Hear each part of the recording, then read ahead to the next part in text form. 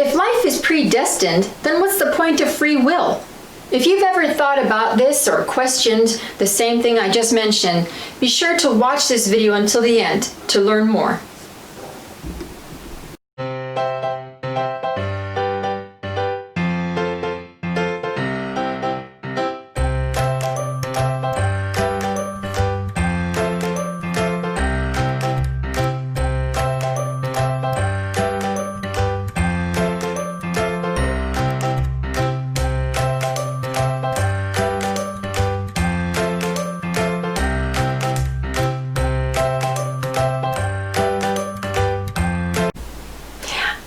Was raised believing that our lives are predestined, that everything in life happens because it's supposed to happen that way, and that,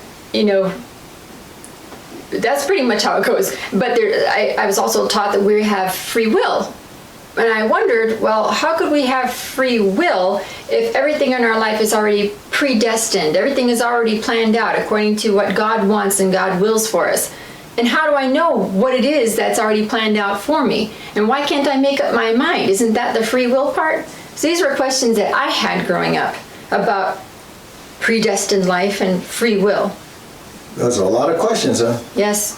Okay, so let's get into those. Well, did you get any answers? I mean, just based on what you already knew? No. Okay. Based on what I knew growing up, no. There really weren't answers. And you went to church all the time? I did. Did you ask the priest? Not really. I was afraid to ask the priest questions. So that's why you didn't get any answers. You should ask the priest next time. Anyway, just always told, follow God's will. Right. Well, that's it. That's a good thing to do. Yes. Anyway, now I've heard about the predestination or predestined life. Mm-hmm. I know about free will because that's in the Bible, right? That God gave us free will. Mm-hmm. They also write in there that God is a fair and loving God. Mm-hmm. So why would God give us free will but not allow us to use it? He wouldn't. So there has to be something missing. Does that make sense? Yes. For me, as a Catholic, I couldn't find the answer to that as well. But once I was introduced to the teachings itself, then things start to make more sense. So, everything that we'll talk about here is based on the teachings, which is like the mother of all religion. That's where all religions come from. Okay? When you look at the difference or the commonality between religion, it all goes back to the teaching itself. So if there's someone out there that's really, really strict on your views about your religion, you might not want to continue watching this because it might not make sense to you. You might get mad at us, and that's okay, but we're going to discuss this. So if you want to turn it off before we continue, go ahead. Okay? Anyway, what we're going to talk about here is the concept of re-embodiment, because that's the only way that this will make sense to anybody. Okay. And re-embodiment means that the soul, which is what God created, puts itself in a different body. Okay? Mm-hmm. The soul is energy. However, in order for it to have physical interaction, there has to be a physical body. So that's why we are reborn into a different body. It's called re-embodiment. Okay. It's not reincarnation. I know you know what reincarnation is. So how about you explain to individuals the difference between reincarnation and re-embodiment? We don't accept the concept of reincarnation. Correct. Reincarnation, people believe that you can come back as... come back as what? What do you mean? When you die, your soul can come back. But when you what do you mean by come back? Come back as in you're reborn. Yes, exactly. I didn't get there yet. No, but you keep saying come back. It's not come back. It's okay. reborn. You can be reborn as a tree or a plant, a bug, an animal, or something else. But that's not what our understanding is, because re-embodiment, it means that you're embodying another physical body. The soul is. The soul is. And the soul can only be placed into another physical body. Correct. Nothing else. Right. And it's, yeah. So I hope we got that part clear. Mm-hmm. Okay, so how important is that? Well, and there are many examples in the Bible itself, even the little Bible that we have, right? there are examples in there of re-embodiment. We won't spend time on that. Just in case people are wondering, well, what proof do you have that that's in the Bible? It is in there. Send us a message if you want us to show you where they are. Anyway, the point is that the concept of re-embodiment and free will can now be explained very easily. As in, okay, so we pass on, we go to heaven. We always go to heaven, okay? We don't go anywhere else. There are different levels of heaven. So you go to one of those levels depending on what progress you've made throughout your lifetimes. So you might be at level 5, right? I don't know what level 5 is, I'm just making that up. And there you deal with just learning how to maybe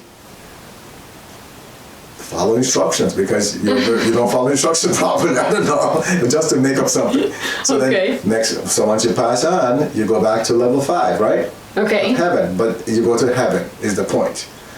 And you get there, you're shown that life that you just finished.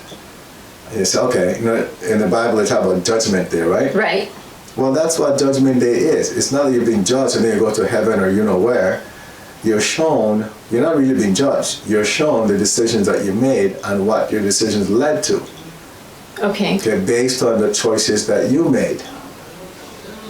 And when you're finished, you say, okay, so I did this because of this, I did that because I was afraid, and who knows what else. Then it's explained to you what you should have done to make things better. And then you can decide if you want to stay in heaven to get trained some more before you re-embody for your next mission, I'll call it, or purpose. Okay. So how does that fit into what we're saying about predestined life? It's predestined in the sense that you, the soul, gets to choose what you'll be working on in the life that you have chosen to partake in the next time you are born. Oh, okay. God doesn't send you here. You decide to come. It's not like God says, you better go down there now. No, you're actually given a choice. When do you want to be reborn? When do you want to re-embody? When do you want to give it another shot? Exactly. Try it again? Bingo. And if you say, 5 years, then you're trained for 5 years. Before you're reborn, before you re-embody though, you're given the opportunity to specify what it is that you want to go balance based on karma, right? That's where the karma comes in. You're shown all these things that you should improve on. And then you decide, I want to improve on not being afraid or speaking up. So, okay, how do you want to do that? Then you're shown different scenarios. Well, I think the best scenario for me is if I go and live in China. Right? Okay. Oh, not just in China, I want to live in Canton, China. Okay. And when you're there, well, do you want a family or no? Well, I want a family that will not treat me right. They don't listen to me much. That way I learn to really speak up. Okay. See how it goes? So you choose these things before exactly. you're reborn. You choose all these scenarios or whatever this environment is because you believe it's going to help you to accomplish what you're supposed to in the lifetime you're about to experience. So is that the free will part that we get to choose? That is the free will. Okay. So then once we get down here... Now hold on now. So where does the predestined part comes in? Yes. Because it seems like everything I did was plan my entire life. So isn't that a predestined life? That's the predestined part. Now did God plan that for you? No. Who did? I planned it for myself. It's still free will because you're the one that chose it and decided what you were going to do. God didn't do that. God will never do that because He's too loving and He's a fear and loving God. And He gives us the opportunity to decide what we want to do. He has us make the choice. What do you want to do? Okay? So now we re-embody, right? Right. We pass through what's called the veil of forgetfulness. Because think about it. How fair would that be for you to know, I already know what I'm supposed to do, right? Everyone just comes down and says, this is a piece of cake. I know exactly what I'm supposed to do. Where does the challenge come in? There is no challenge there. And that's how we pass through the veil of forgetfulness. And then the closer we get to God, the more spiritual we'll become. And that's not based on religion. Right? You could be a Buddhist. You could be a Jehovah's Witness. You could be a Methodist. It doesn't matter. What matters is that the closer you get to that divine being, your frequency gets closer to him, and you can now communicate with him and get the guidance that you need to know what you agreed on, what your plan was. Okay. See, the whole thing is we're supposed to come to earth so we can return back to heaven, right? Just like Jesus did. And he said, oh, I'm going to return back to my Father. Well, that's what we're supposed to be doing. All of us. As long as we remember that, then the purpose is very easy to get, because your connection will be so clear, it'll be very clear to you. So we exercise our free will before we get here. That's correct. So then once we get here, do we still get to exercise our free will? You tell me. What do you I would think so. I think we could change Why do you say what that? takes place in our life. Because I make decisions all the time. Some of them are good and some of them are not. There are no such thing as bad decisions. Well, the decisions I make are non-beneficial to me. There's a difference. Get that? They're non-beneficial to you at that time. Right. Exactly. But that doesn't mean that they're bad decisions. Because if you learn from them, you move on, it's a lesson. And that could have been something that you agreed to do when you're up in heaven. You could have said, oh, I want to make sure that whatever it is, I make better decisions, I'm a better decision maker. So then when you come down to earth, you're making decisions, and yes, all of them won't go the way they're supposed to. But the question is, do you give up? Do you get depressed? Do you beat up on yourself for doing those? How do you handle when those it? happen? Exactly. And if you say, oh wow, okay, I messed up on that one, but then you move on, your free will, you just use your free will to empower yourself.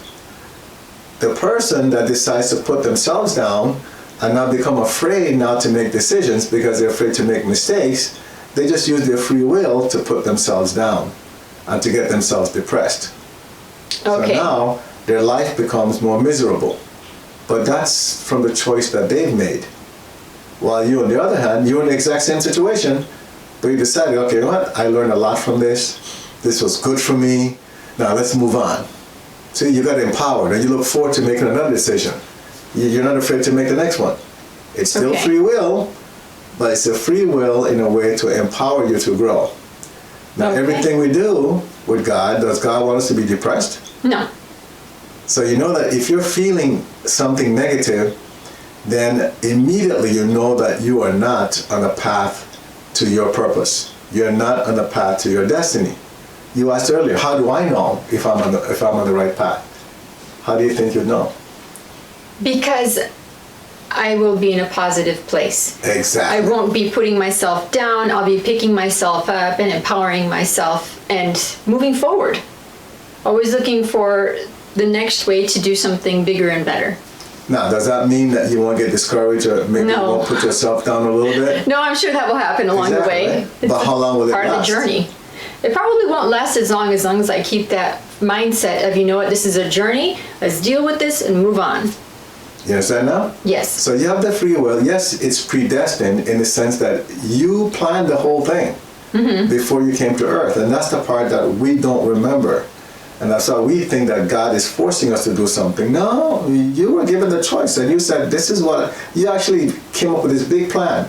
Now people had said they have a vision board. Yes. Well, you just made your vision board in heaven. I made a life board. Exactly, right? And so in the prayer, the Lord's Prayer, it says what? On earth as it is in heaven. So guess what happened? You were in heaven and you made the plan. And what are you doing? You're supposed to now make it happen on earth. That's what that prayer is telling you. Bring down your vision board. Make it reality Exactly, here. on earth. Okay? But how do you do it? You use your free will, but use it wisely. God will not interfere. He never does. All right? So I don't know if that helps you a little bit. That helps me a lot. How? Because it helps me understand that the whole process of where free will comes from and what is predestined, and everything that's predestined is designed by myself anyway. And while I'm here, to make sure that I stay on the path and know that I'm getting closer to what I'm supposed to be accomplishing, I should always keep note of how I'm feeling. If I'm getting frustrated a lot or feeling down and just wanting to give up, then I need to pick myself up again, because I have the free will to do that, to be able to move forward to complete what I'm supposed to do in this life. Right. I remember a book that was given to me by my cousin, one of my cousins. I think it was called Your Greatest Power. And that greatest power was the power of choice. But think about that. It was a powerful book. You know, he had sent it to me. And to me, it's one of the best books I've ever seen, because your greatest power is your power of choice. What choices are you going to make? That's your free will. See, that's your free will. So now, let's go back to your question that you asked earlier, or maybe in the previous take, I don't know which one it is. But then you asked, well, but what if I want to change my purpose? Can I do that? Right.